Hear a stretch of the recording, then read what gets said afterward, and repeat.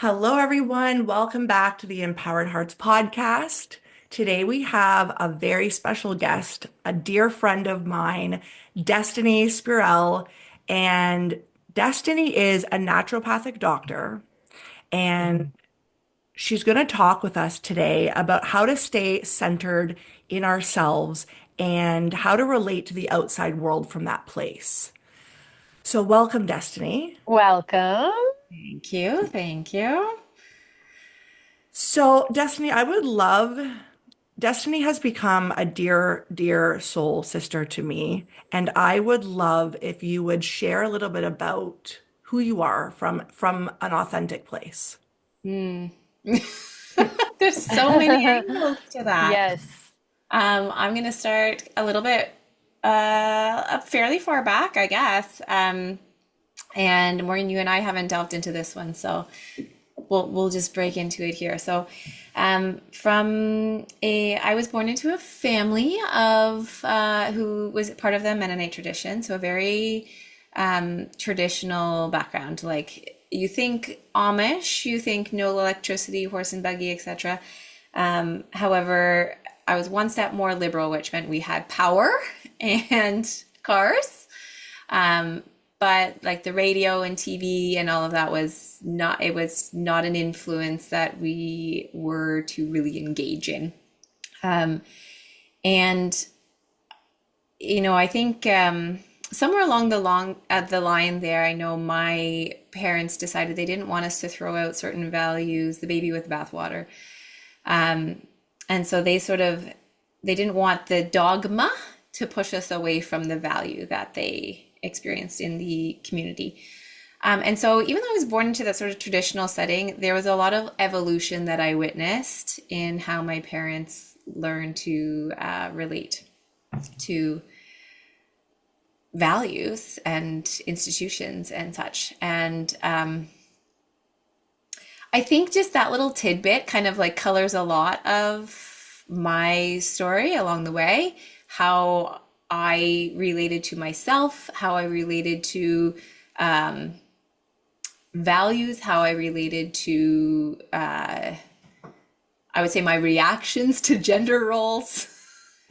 And sort of all of those pieces. And one of the things that I told myself from very young is like, I am never going to end up in the position that I see a lot of the women in the community. And ironically, there's two sides of that because the feminine is also honored in a way that's not in our, I will say, just mainstream society.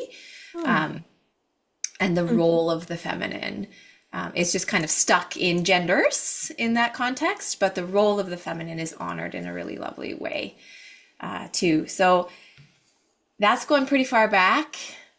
Where do we take it from there?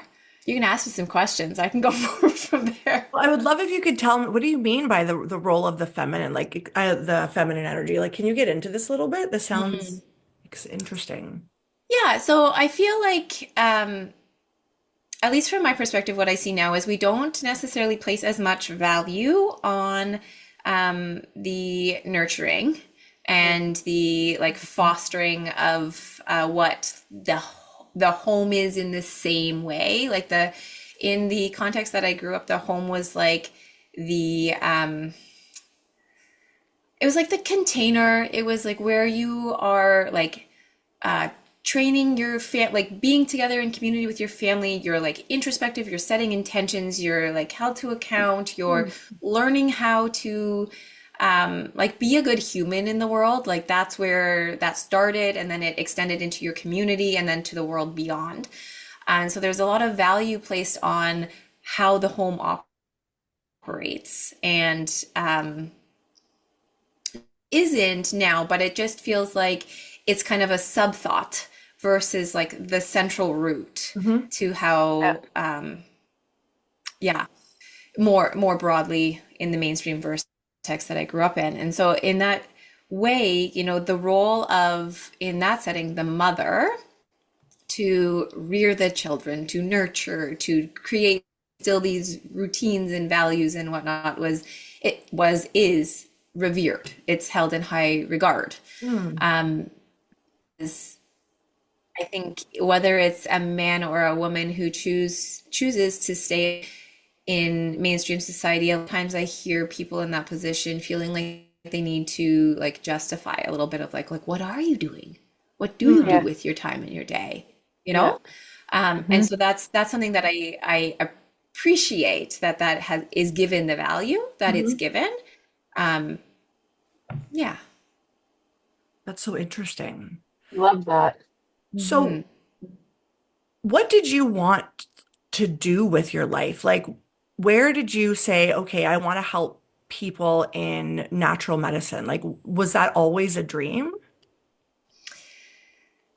I think, you know, when things are sort of a part of you, but you don't recognize them until later. Yes. When you, Yes. when you sort of recognize it outside yourself and you're like, oh yeah, that's congruent here, right?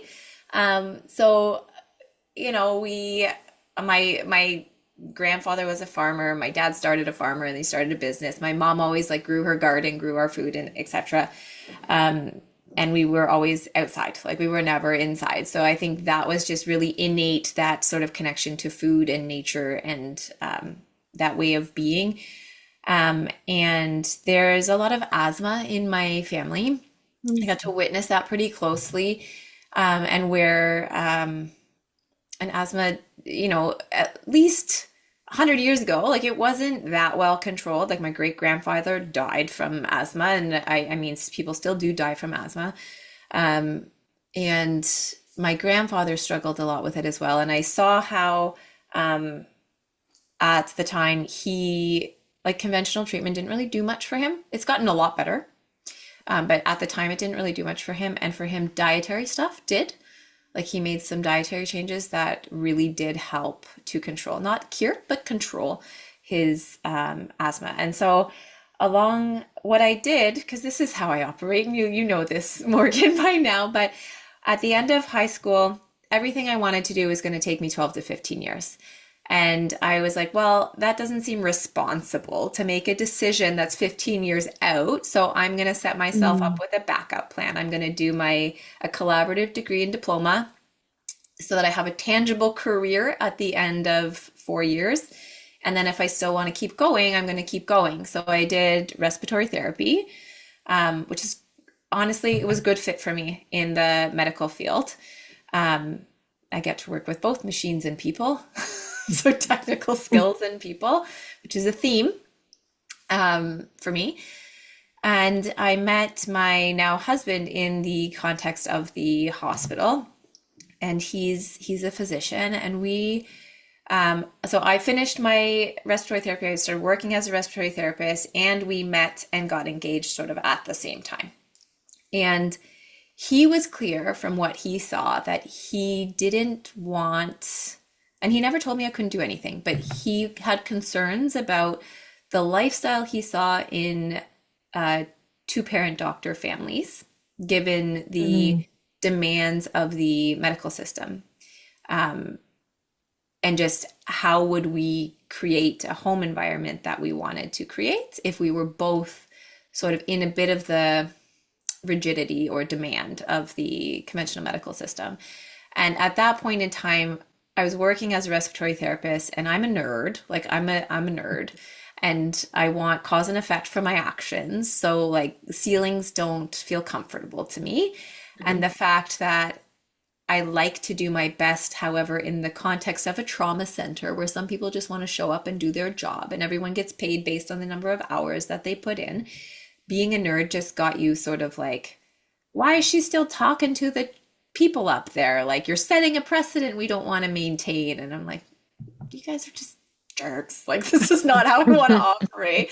They're not, they're lovely, but you know, it's just not the culture that feels congruent to me. Um, and so I was looking at, well, what is congruent to me? And in the hospital setting, you see, at least in that context that I was in, you see about 10% of people using about 90% of healthcare dollars way down the line, right? Mhm. Way down the line. And I knew from what I'd seen growing up and my, you know, just all of that, there's so much you can do so much earlier. mhm. And when I was looking at, well, so then am I going into medicine? like conventional medicine, or am I going into naturopathic medicine? Naturopathic medicine felt so much more like home. And it was one of those places that I showed up for like the open house and I'm like, oh, these are my people.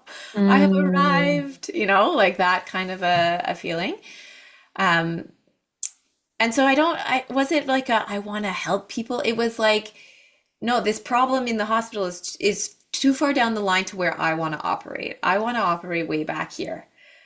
And I think the line of way back here had just keeps shifting way back further. To, it's not about knowing what to eat, although that's important. We sort of have a general idea. It's not about knowing the health behaviors that we need to do, although we can always refine certain things. It's how are we relating, and this is circling it back around, is how are we relating to ourselves? How are we, with what we know, how are we caring for ourselves and moving in alignment with how we want to move in our lives? And a lot of that is what's pulling us off track, what's kind of like creating the drag back into familiar, and how do we recognize that where we want to go, and how do we recognize the drag that's occurring, and how do we make an intentional shift to where we truly want to be.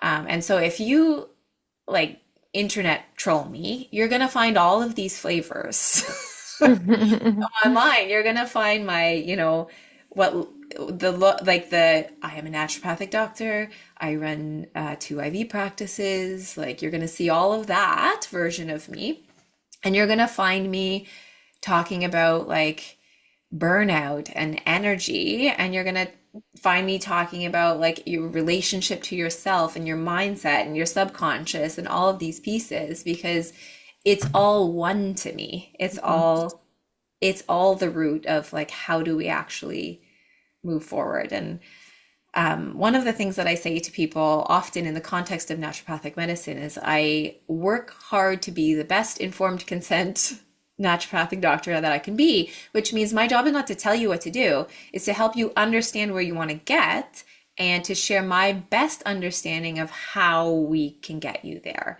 Mm. It's not to say like you want that, you do this. Like this is an option. You Mhm. may choose it, you may not. My job is to help you understand the variables so that you can make the right choice for you. Mm. Um, yeah. Love that. You just slowly were guided into your path. You're like, this isn't it. Okay. Oh, these are my people. And it was like you just slowly found your way into this is what I am meant here to do here. I love it.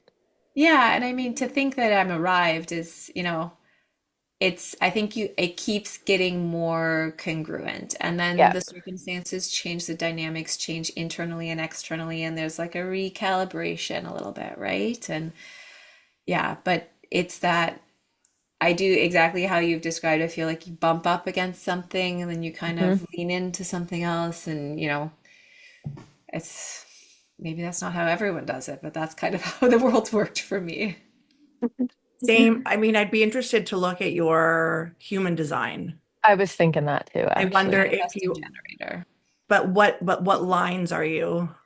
Yeah, you know what? I have to pull it up again. It's been a few years since I've like looked at it deeply. Mhm. Um, yeah, I don't remember. But I remember doing my human design and having it like an interpretation conversation and being like, "Oh yeah, yeah, yeah, that makes Makes sense. So, what do you think pulls us off track mm, as a human race? oof." Those are two really different questions. I think what pulls us off track and then the human race off track, because I think there's the really I think a lot happens in the nitty gritty that's really individual. And Mhm. then there is the collective Hmm. too. So I'm gonna kind of I think dance around them as a bit separate and together, the question that you're asking. So what pulls us off as an individual? I think a lot of us get really disconnected from ourselves, and our self-trust is a really big one. Mhm. Um, and I think that I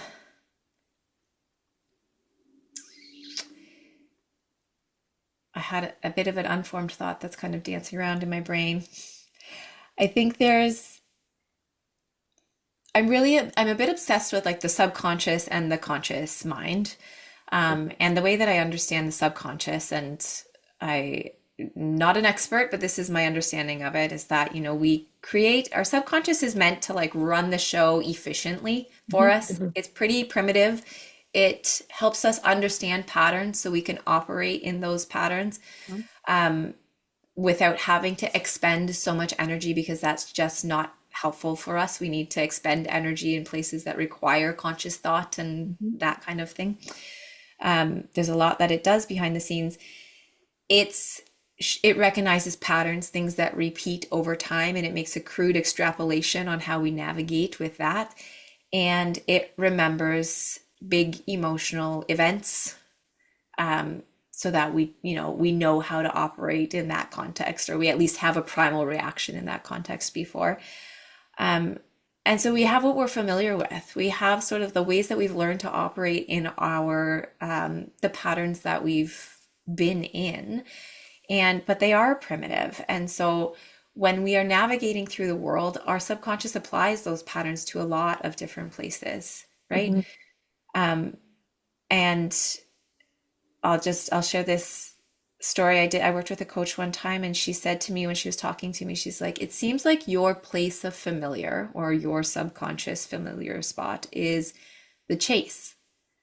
And I was like, what? Yeah, scanning my reality, my database, thinking about what she said. And I'm like, uh-huh.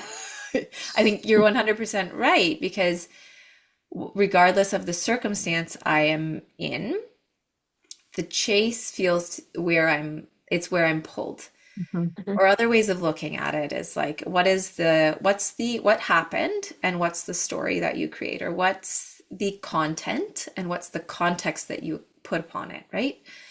And if you pay attention long enough to it, often we apply the same or a similar version of a story to a whole variety of circumstances, Yes. right? And Hmm. the more we recognize it, the more we can sort of externalize it, look at it, examine it, play with it like Play-Doh in the sandbox. And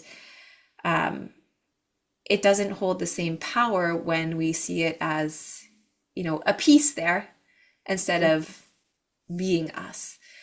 And so the subconscious is really awesome in many ways. It helps us a lot. And it's going to that's the drag that I was talking about earlier, right? Like it's got pull on us. Yep. And the more that we can recognize it, not always consciously, the more that we can sort of bring an either subconscious or conscious awareness to Mhm. that patterning, the more we can start to move it. And I'm being careful with that awareness, because I do a practice quarterly. I call it Manifesting What Matters, with a group of women. And it's like a guided, introspective, connect with yourself, reflect, set intentions to move forward. And in my own reality, when I do that, when I set an intention to move forward, the how shows up. It's like holding it. It's like the principles of manifestation. It's like you Mhm. hold the intention, and when you're holding it, it's not always conscious, but you're recognizing, oh, this is a step towards it, and this is a step towards it, and this is a step towards it. So I think I've answered sort of both sides of that one question, where I feel like our, I guess essentially boiling it down, our self-doubt or insecurities, and some of our crude subconscious patterning, I think commonly pull us off track. And I think when we can reconnect to that value and intention and desire, it has the opposite effect. It sort of magnetizes, I'll say, it magnetizes us forward more into what we desire. Um, Large scale society, oh man. Yeah. So many theories there, all of it, all of that on an individual level, but Yeah. like collectively. Yes. Yeah, There's a lot of influences and patterning. totally. Hmm. Totally. And I mean, Morgan and I, we've had this conversation about like the wounded masculine and the wounded feminine. And Hmm. from my lens, I see a lot of pulling towards either like structure or masculine as, being containing and as the container, and not a lot of like, uh, I'm waving my hands back and forth as if like balance, like flow, like the yin yang is a symbol that I just love so much because of the depth of wisdom in it, that Hmm. the yin or the feminine is always creating the yang, the masculine, and the yang is always creating the feminine, and the masculine Yeah. exists within the feminine, and they're interdependent, they're interconsuming, they're intertransformative, and it's just all in one. There's much more to it than that in that symbol, but that's, in a nutshell, it's all just in that simple visual. And I think if I look at our society, what I see is like the black and the white of the yin and the yang are just kind of polarized, Yes. Yeah. you know? So true. Yeah. Mm. So true. Destiny, can you actually talk about that a little bit about like I'd love if we could get in a conversation about the masculine and feminine energy because it is such a lot of people don't even know about it, you Yeah. know? Like it's a conversation I have and people are like, "Wait, what?" And Hmm. would you be able to touch on that a little bit more? And maybe how you think it doesn't even have to apply to society. It can just be the Yeah. energies. Yeah. I feel like I'm going to look something up to share a piece too, because I feel like even just, um, let me see, in like, let's look up like what is yin? Just hit up Google for a minute. We love Google. Right? Like, Yeah. what is yin in a list? We'll take the like AI summary, right? So it's like the feminine, it's like the place of receiving, it's the dark to the light, it's the earth or the substance, um, just in a real nutshell. In the yang is the masculine, it's the active, the doing, it's the light or the bright, it's the heaven, expansive, creative force, right? Um, so, physical examples of yin would be like moon, water, valleys, streams, and examples of yang is like fire, sun, mountains. I feel like when I talk about feminine and masculine, it's like Chinese medicine gets really woven into that for me. Yep. Mhm. 'Cause it's all about patterns and interaction of patterns. And so, I mean, I'm going to take it, I think, to yin and yang because I think there's less attached to that Okay. for people. Okay. Um, and it's the different, it's like form and action. It's like soil and Mhm. sun. It's like the seed and the seed, the earth, the water, like the yin, and the air, the sun, the wind, the yang. Like I think when we look at nature, we see just how these energies interplay, how they build each other, how they form each other, Mhm. how they can't exist without each other, and how they're Yeah. meant to be in opposition and in full, um, what's the word I'm looking for? Like integration too. Mhm. And I think, I always like to ask myself, and then when in conversation in more of like a coaching context, when you're talking to somebody and you're hearing what they're saying for a desire, like when you ask someone what they want, how many times do they tell you what they don't want? Like Mhm. nine Yeah. times out of That's, 10, right? So yeah. it's like, are you running towards this thing? Are you being Mhm. Hmm. pulled towards it? Or are you running away from that thing Right. back there? Because the outcome looks different. It's like moving from Hmm. your whole self, from your desire, or moving from your wounded self. I right? often say like moving from love or fear, right? Yes. So Yes. if you're moving from love of something or fear of something else. Yes. Yes. I love binary filters like that because it's just a real quick self-check. They're a little simplistic, but they're really good at simplifying the complex too, Hmm. right? Like that is a question I will ask myself when I'm looking at a decision. Like, am I making this decision from love or fear? Yes. Sometimes when you're making a decision from love, it takes a whole crap ton of courage.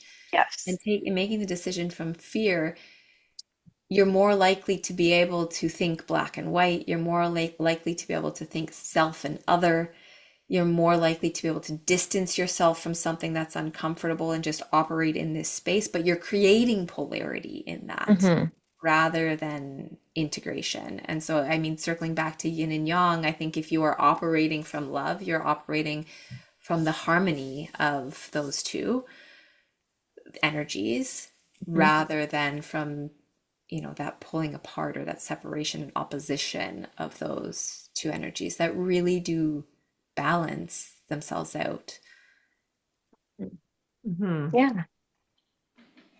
No answer of mine is short. No, I loved that. That was very informative and easy to understand. Well, Yes, Krystle thank is you. also a manifesting generator. Are you? So, Yeah. I was picking up on that when she's like, I don't know what I am doing right now. Yeah. Like, Yeah, I'm like, yeah, I totally. get it. I get Makes it. sense, We're right? never supposed to know. We're always bouncing from one thing to the next. Feeling here, feeling there, doing all the things. Yeah. Yeah. just like A I new feel like hobby.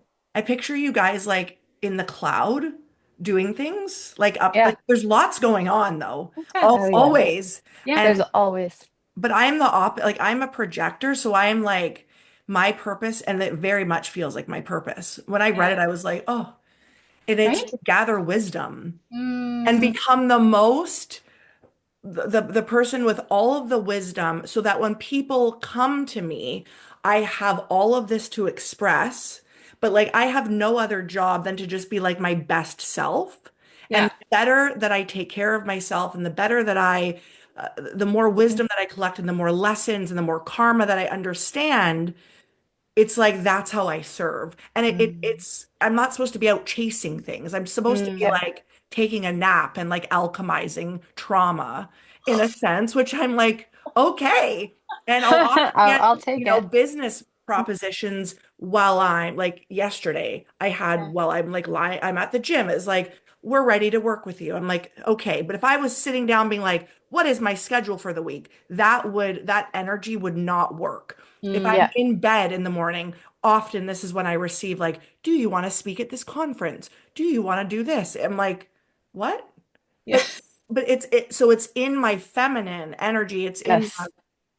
receptive mode Hmm. where I use my masculine almost. That Mm-hmm. makes sense. Yep, that makes Mm-hmm. sense. That Mm-hmm. makes sense. Yeah. Yeah. Yeah. There's so Morgan and I work with another naturopathic doctor, Leah Saunders, and she recommended a book to me one time, and I just love this book because I feel like it expresses an energy um, that in a way that I haven't heard someone else say it. So it's called Unbound. Don't remember the author. I think it's like a women's guide to power, a woman's guide to power, something like that. But she studied Taoism Mm. and she worked as a dominatrix. Mm.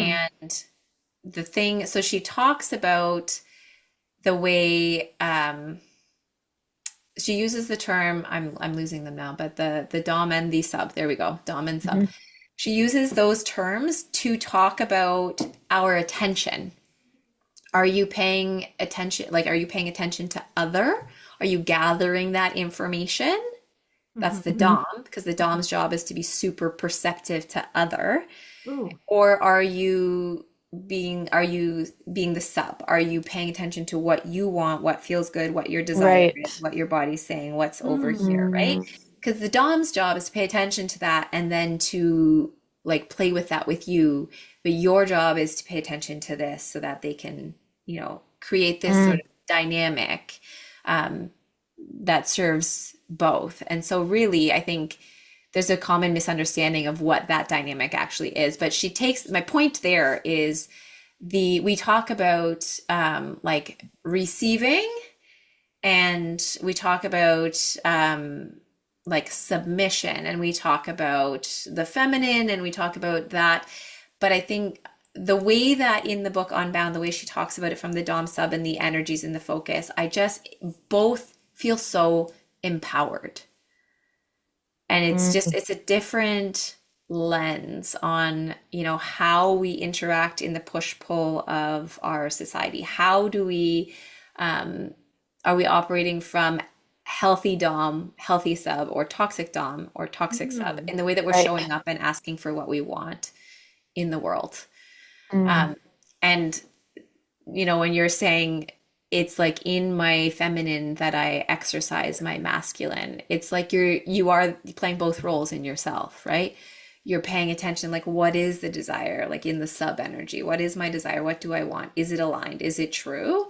Mhm. And then you're stepping into action, doing, Mhm. yang, masculine, dom, whatever word we're using, to execute upon that truth and desire. And I think that's such a beautiful example of a yes. really powerful practice. Um, and the piece that I think is missing, and circling back to what pulls us off track for a lot of people, is how we connect to that self, how we connect to that desire, how we connect to what is true for us and place weight on it. Because Mhm. a lot of us, I think you can know it, you can even speak it, but then actually like acting from that place is a very Yes. different, those are three separate skills, right? Or abilities Yeah. or ways of being. Um, there's so much noise around us, and there's so many experts around us. Mhm. Hmm. And really, what I love about the work that I think probably you both do, I don't know as much about your work, Krystle, but is that it's bringing people back to the truth within as the Hmm. guide.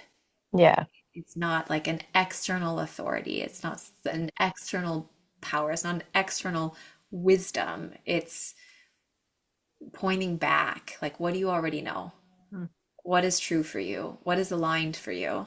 Mhm. And how can you, in a supported way, start to put weight on that? Test it out, Yep. see what feels right, bounce off the things. Mhm. Um, Back to the manifesting generator. You're over here for me. Back to the manifesting generator bit. You're talking about, anchoring in and gathering wisdom. The way that I like to describe that feeling for me, and I'm curious if this is similar for you, Krystle, is I feel like I operate like a flock of birds, Hmm. like moving through the sky. And you know how they like sort of coalesce and spread out, and this whole flock moves sort of in a different direction, but sometimes like a few of them are kind of putting feelers out over here, and then they move Yep. there, and there's like a real perceptiveness and shifting and dynamic nature and morphing and flowing that's happening. Like that's how I feel as a Hmm. manifesting generator, as the person that I am in the world. It's like I'm always floating, moving, Yeah. feeling, shifting as I go. Yeah. And rather Totally. than sort of, the way you describe it, Morgan, is you sound more like a vessel that's like receiving and then moving from, like, or gathering and moving from that place. Um, for me, it's more that bird's eye, like I'm receiving all those signals, that perceptiveness. I'm looking at the ground, I'm bringing it all in, but kind of in like this abstract, evolving Hmm. way. Beautiful. Do you relate to that, Crystal? I'm curious. Pardon? Do you relate to Do I that? relate? I do. I do relate. I was gonna say that for me, I know right away when I'm slightly off because I almost feel like I feel restricted. And that's like the last thing that a manifesting generator wants to feel. That's how you know it's off. So it's like, okay, you can't hyper focus on one thing and then do it 110% forever because you'll get bored of it. So it's like you dabble a little bit here and you dabble a little bit here, but like you're always accomplishing things. It's like I like a million things on your plate, but you always get it done. But like it's like ADHD kind of. Does that make sense? Yeah. Oh, yeah. For me, yeah. You're talking, and I'm like, uh huh, Right? uh huh. It's not like this like download that comes in, and it's like, oh, okay, it's like this little piece and this little piece and this, and like you're like gathering and you're moving all at once, and it's It Yeah. reminds me of water. Yeah. yeah, that Here's feels my little piece of wisdom. It is water. yeah. I like it. I mean, that's the other Yeah. way that I've described it is like I feel like I am the water moving through the stream, Yeah. around the rocks, Yes. around the bends. Yeah, just And that's constantly in motion. and my job is to do my best not to try and like turn the stream around, like the stream of Right. myself and my flow, like not to try and be the salmon, but rather Yes. try not to like hit the rock head on, like but learn to recognize the rock and flow around it and to move with and instead Yes. of Hmm. in Yeah. opposition to the whatever that is, the force of life, I guess. That's so interesting. You think, That is like so not how I operate. isn't it I, funny? I am the opposite. I'm like, I need to become obsessed with this thing and I need to understand it and do it well and like rip it apart and like alchemize it and find all its stuff and then the Scorpio in me is like, yeah, let's do this. And then it's like a weird twisted thing. And then I'm like, okay, we're gonna juice everything from this piece. And This. now we're gonna move to something else and hyperfixate on that and like figure out and then I'm like extracting wisdom from this thing. And now that and I'm putting it in my pocket. And then I run into someone and they're like, oh, this happened. I'm Oh, like, let me I show you love it. the wisdom from the lemon. Like Yeah, yeah. that's what Yeah. it's just so different. But The that's what makes you like there's such a draw from my energy to your energy because it's like they Yeah. give an insight from a different angle Right. and they pull from a different angle. And I think that's the beauty in humanity is that we need all the types. We really do need all We of the do. types.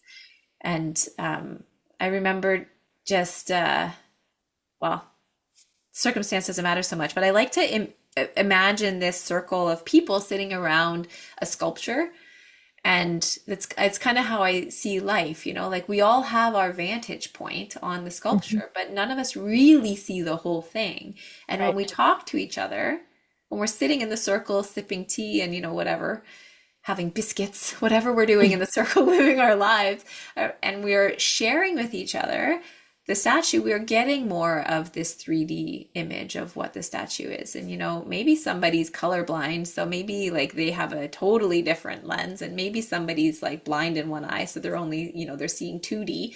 But Mhm. collectively, all together, when we're looking at this sculpture, we're going to get a more true or a more whole perspective of what the sculpture truly is, or on a broader Mhm. sense, like what is truth, what is life, what is, how can we understand this all together? I love that. too. Yeah, and it's true. We need all of us to We do. make a whole, right? Um, from your perspective, Destiny, how do you I wonder if you could give us some helpful tips on how to stay connected to yourself. Mm.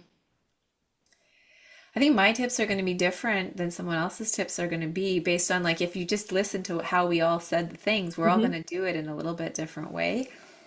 Um, and I mean, I'll tell you some of the things that I've leaned on, and I'm curious. I'm curious for you both what you would say when I'm making a decision.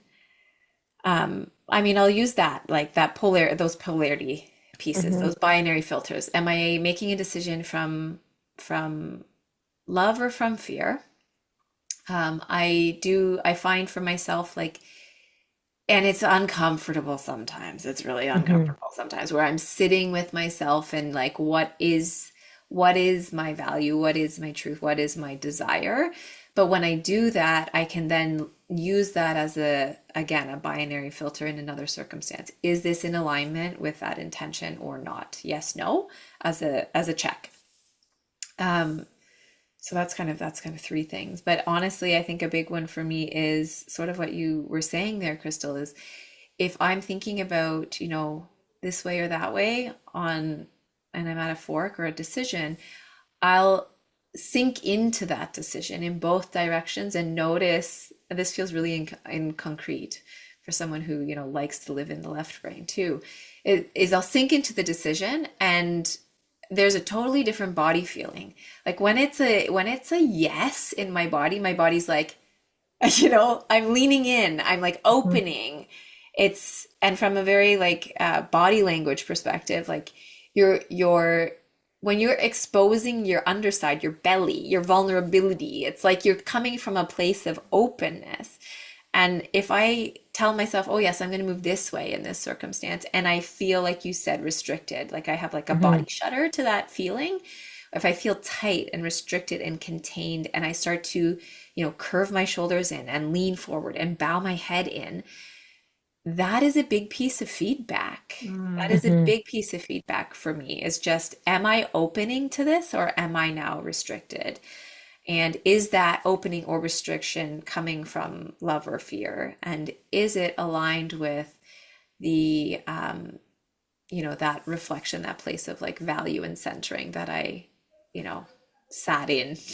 And when I connected with myself, is this true to that connection with myself? Yeah, So yeah, that's, really sitting with the body. Yeah, my gosh, the body tells you and everything. nature are such sources of wisdom. We can receive so much.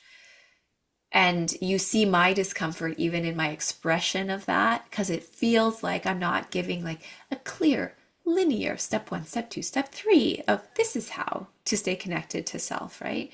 And yet it's been the most powerful way that I know and that I've experienced to stay connected to self is just to actually that somatic awareness or body awareness, that awareness of energy and that responsiveness. And for me, the wisdom in nature and how it connects to all cycles, patterns in life is just such a source of wisdom. I relate fully. I to everything that you said, you're saying it, and I'm like, yep, that's what I do too. I ask my body, and I'm sacral driven.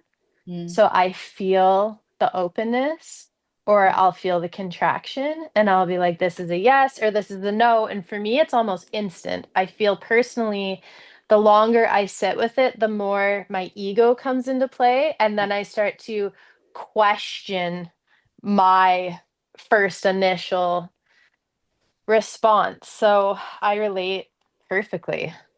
yeah. What about you, Morgan?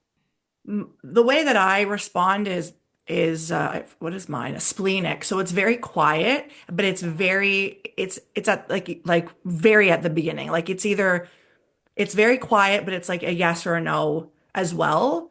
And it's my job to like pay attention to that because again, it will kind of disappear after. So if something's a yes, it's normally a yes. Like it normally, unless that circumstance changes, it won't change to a no. It's just like this is the track. Go on this track. And then if that same circumstance changes, then it could be a no. But it's sort of like once it's a yes, it's a yes. Mm, Mhm. It's my mind that gets me like, well, did I make the right decision? Bah, bah, bah, bah, bah. Should I do this? And I'm Yeah. like, if you're asking, should I? It's probably a no. Right? Because otherwise you'd be like, yeah, yeah, yeah, yeah. You don't you ask the know? same questions when it's a Yeah, yes. Yeah. yeah. Well, I can be a slave to my ego sometimes, big time. Well, and that's where I think, you know, getting to, I really like the tool of personifying the ego or those, or the subconscious, right? As a way of separating it and looking at it, you know, because we have those, when I'm sort of new to this, is family systems, right? Family systems. I'm sort of new to this understanding, but it's like looking at the different roles that happen in yourself, like the different sort of personas that show up. I mean, traditionally, like in the old cartoons, you'd have the devil and the angel on your shoulder, but like there's a lot still in that, right? And that it's in family systems, pardon my explanation, it's really crude, but there's that, you know, that voice that's pulling you towards, there's like if it's getting off track, there's the managers that are coming in and trying to manage it for you, and if it's really off track, then the firefighters come in and like clear out the scene. I'm we'll put my explanation aside for a minute, but essentially, the more we can understand these different forces, we Hmm. understand, okay, here's the ego. Here's what the ego is trying to do. It's really trying to protect you here. Hmm. Here's here's the desire. Here's the heart. Here's the truth. Here's what it's trying to do. I really like it in the context of when we look at the energies of our menstrual cycle. It's another angle we can look at it from. You Mm, know, our critic really likes to show up in our luteal phase, yeah. and it's there for a reason, and it's a healthy part of the cycle, but we need to understand what its role is, what it's trying to do, Hmm. and then we can understand how to relate to it. You know, if you're Mm, looking at it as like in the spring of your cycle and the like post-menstrual early follicular phase, you're tuning into the ideas, the seeds, right? You're planting the seeds, and then you're nourishing them. And some of them are going to bloom in the summer and become these beautiful, we'll call them roses. We'll just use the roses. That's when the sun is high, the flowers are blooming. Some people love that energy. For some, it feels too exposed and it's a lot of anxiety.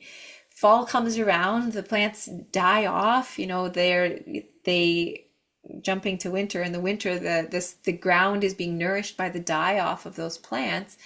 But fall is really about, like, it's that reflection. Well, right. how did it go? Which seeds took root? How did that feel? Was that what I wanted? Was it not what I wanted? It's that recentering point. The critic is really there as like a checkpoint, Oh, and that's balancing. But we have to also, it's like, flipping it the other way. If you let your ovulatory self plan your calendar, she'll overschedule you and plan, like, overplan Yeah. you every time. If you let your critic plan your life, you're never going to show up Yeah. fully in your life, right? If you never rest, if you never let that soil furrow, if you're always trying to blossom in the middle of summer, your roses are going to be kind of crappy because they're not going to have the same nutrients and depth that you need through that winter. And I think the more we can, sort of recognize the different roles of the seasons, the cycle, the parts of ourself, be it the subconscious, the conscious, the ego, the heart, the desire, the less, the more we can value them, but also check them, right? Hmm. Like, not give Yep. anyone too much or too little hmm. say at the table. I say it like I've got it figured out. I do not. Well, you know more than I do, so Yeah, so thank you. I'm really taking this in. I'm like, wow. Because It's, I definitely notice the critic in the luteal phase. oh, Right? yes. Yeah, I do. Yeah. Absolutely, I do. I was learning yesterday about the womb actually, and how it holds records of like emotions and trauma, but not just of this life, like of your generational. And it's like connecting with the womb and like bringing it back online. And I was like, I want to learn more about this. So then you brought in this entire new dynamic. I'm like, this is great. Yeah, Put it it feels into. yeah, it feels like a really deep connection to Hmm. nature, right? Yeah. That those cycles are so deeply woven with nature. And yeah, if you think about it from a biological perspective, you existed Hmm. in your mother's ovaries Hmm. inside your grandmother, Yeah. right? Yeah. And cellular signaling is a thing. Epigenetics, the more we learn, it's pretty interesting. Nature nurture, how, like, what is sort of what messages are carried through in nature and what messages are receiving in nurture. It's, yeah, Fascinating. wildly fascinating. I mean, from my perspective, I can walk people through being in their mother's womb and then, Hmm. like they can, like we do receive, the subconscious does receive messages like in their mother's womb. Like it's already being primed. We're already building. Yeah. It's just so fascinating. I definitely Okay, so I'm gonna like be the most honest person because I always am. I don't know our cycle completely, like the names. I'm gonna just watch this. So what is the name after you finish bleeding? Follicular. Follicular. Yeah. That is like if I could live there forever, Yeah. I am Yeah. good. Yeah. Luteal, Spring. not so much. Like Yeah. I'm like, here we go. We're like, I hate fall. Yeah. Anyway, I hate fall out in the out like I hate everything about fall. I don't want to die. Yeah. Then when I'm in it, I'm like because I die so hard. When I say die, Yeah. I'm using like more of an ego death is like Yeah. I experience regeneration inside of me so deep Hmm. that I don't it's like I resist it. But Yeah. then Yeah. when I'm in it, it's such a beautiful process. But I just want to be like, do, do, do, do, like doing things. And because of the projector energy is also receptive, right? It's a slower energy. We don't have like this gung ho, ready to go all the time. So when I do have it, I'm like, yes, like we're getting stuff done. Like I'm in my masculine. This is amazing. Yeah. And then we need long rests and naps. And so I very much resist being in my luteal phase a lot. I'm in it currently. So, Oh my. So am I. And I was like, ooh, the critic came out to play yesterday. I see Oh, you. yeah, I'm like, I oh, see you're you. so fat and ugly. And I'm like, whoa, like rude. that is Yeah. not Can't helping. believe you'd Yeah. say that. Like, who is Right? talking right now? Yeah. Yeah. Yeah. You're like, thanks for trying to protect me, but not necessary Mm, right now. You're gonna just sit over here. I'm gonna pull out my, my inner wise woman. She's gonna Yeah. come on the scene too. You'll play nicely. Oh, I have to like, so exactly. I write on my bathroom mirror, and I started that Mhm. last year when I was going through a tough time. And so it helps me remind myself of like, hey, you are not just a body. Like there is so many layers to you. Because I can even get caught in this sometimes too. Like even though through all of my work and I'm always like live through the heart and be like we are the soul, but I get caught in this BS as well. I'm like, Fully. your Yeah. skin's dry and you don't look good today. And like that's how she Hmm. talks to me. And I'm like, Yeah. hold on. Yeah. Like love, you need to love the body, you need to be kind to your body. And actually, somebody last year, a mutual friend of mine and Krystle's, explained to me that like the body is actually its own entity. We often get mixed up that like a lot of people are like, well, this is me. Well, it's like, no, this is your body, and she is her own thing, and she needs Yeah. to be spoken to with love and like Hmm. recognized. And when I started doing that last year, my back pain started to subside a little bit more. She was able to Yeah. like, oh, like stop beating me down. Like, the only time my body would listen to me, well, I get sick all the time, Yeah. as Yeah. you both know. And then I would pay attention to my body and be like, oh, what do you need? So my Yeah. job's been, well, what do you need every day instead? Yes. Yeah. Because our bodies need their own care, right? Yeah. As you know. Well, Yeah. and our cells are listening. So if we're talking crap about our body, it's absorbing all that. Yeah. Have you seen those? It's Go ahead. Yeah. no, that's basically all I was gonna say. There's some interesting research around plants, and how you talk to them Hmm. and what Hmm. happens to the plants and the health of the plants or the music that they're played.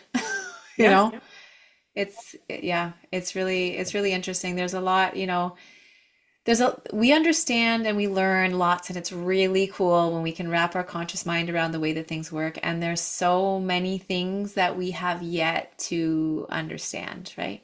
Hmm. Yeah, but So we, true. So, Destiny, we often ask our guests, and I didn't prep you on this because I want this to be authentic, all but I right. want you to just Hmm. answer this from your heart. What does it mean to you to have an empowered heart Hmm. today or in general? What does it mean to have an empowered heart? It doesn't mean things always go your way. That's not it. It's I'm gonna loop it. I'm gonna loop it because that's what I do.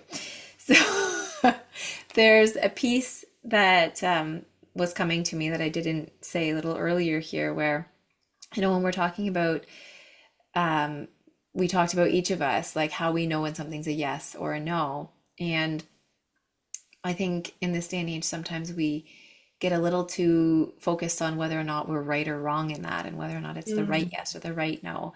And really, in reality, it's like it's telling us our next right step.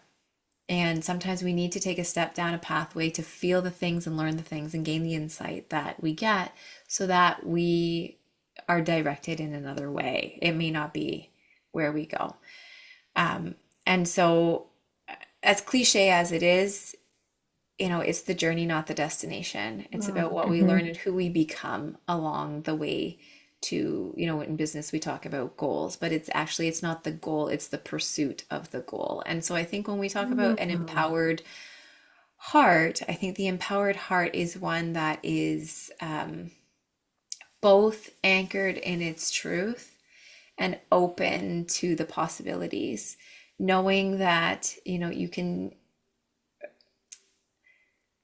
um, I'm struggling with this word, but it's like your self agency, your locus of control, but you don't really have, it's like to know that you can take an action and have an impact.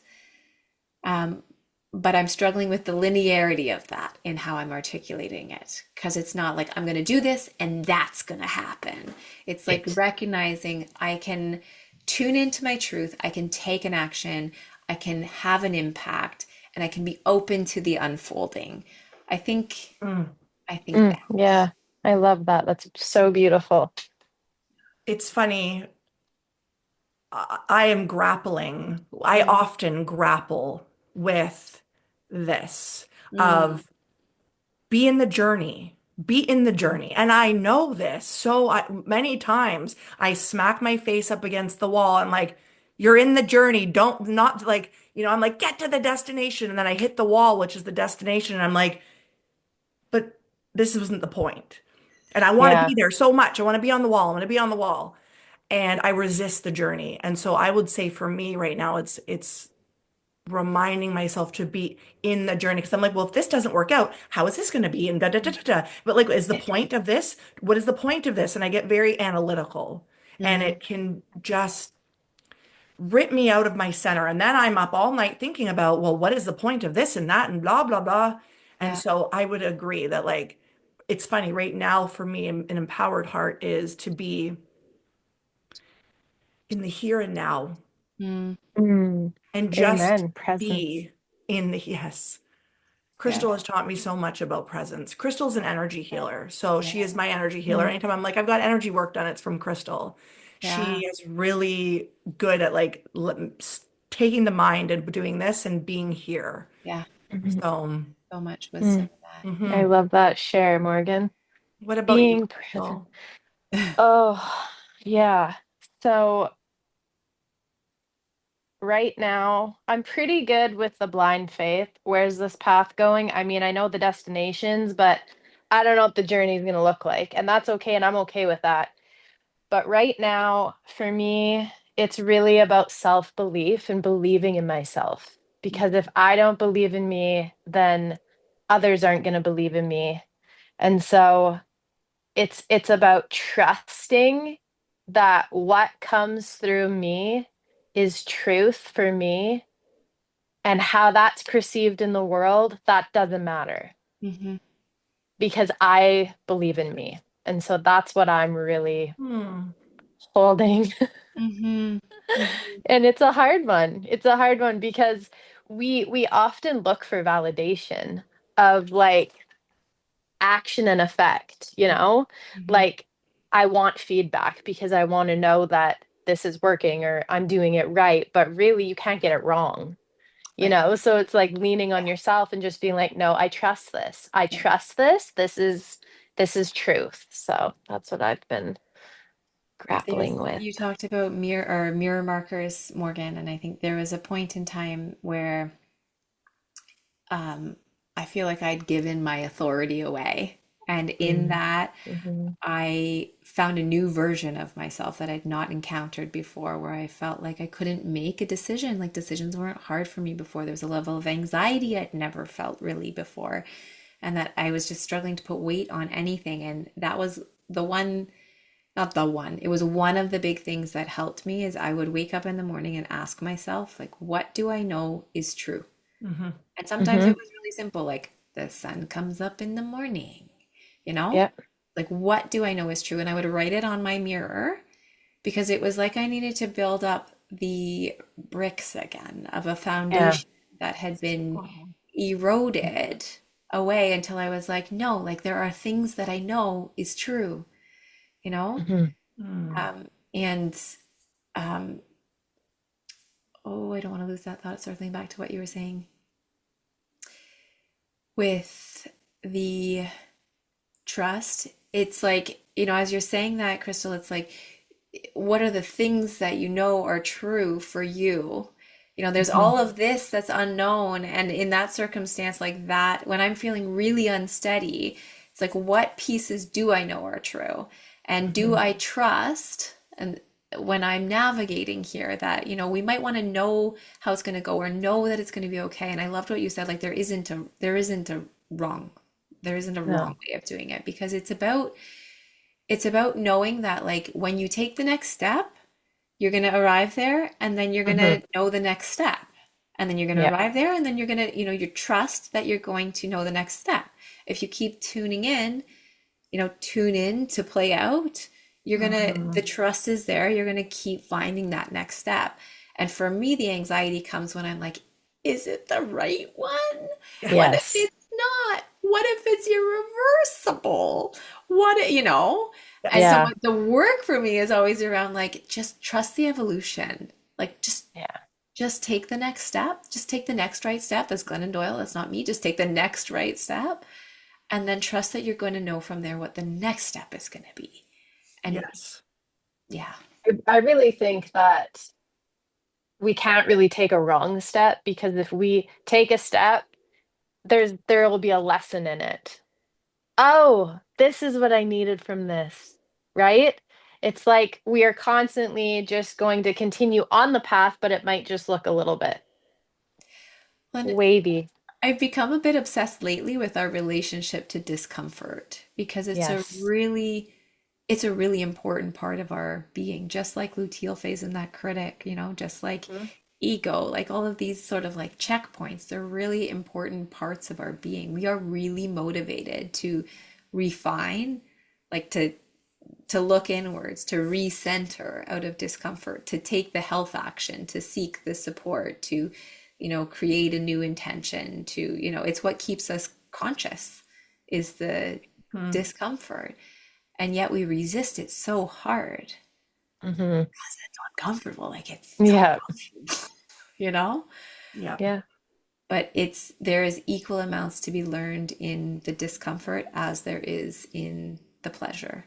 They Yes. both Amen. are massive sources of feedback and guidance, right?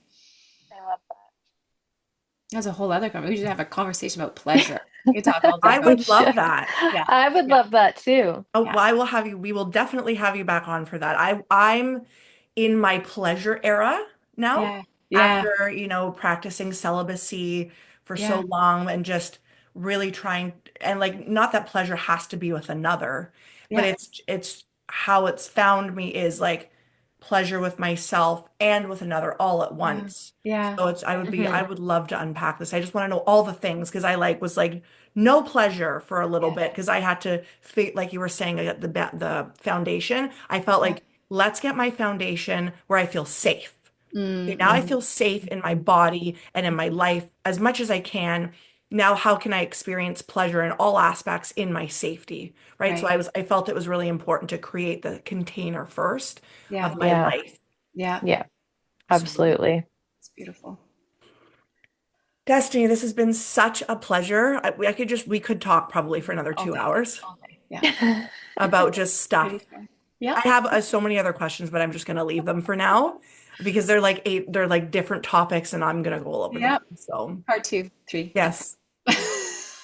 Absolutely. Thank you so much. It's so fun. It was fun to meet you, Krystle. I look forward to continued conversations in whatever form they arise. This is Me beautiful. And I too. hope that you listeners have also either felt some feedback of what is really aligned and affirming, or maybe what is like, ooh, that's not right for me, and just gotten that so that you Mhm. can also use this conversation to help you connect to you. Mm.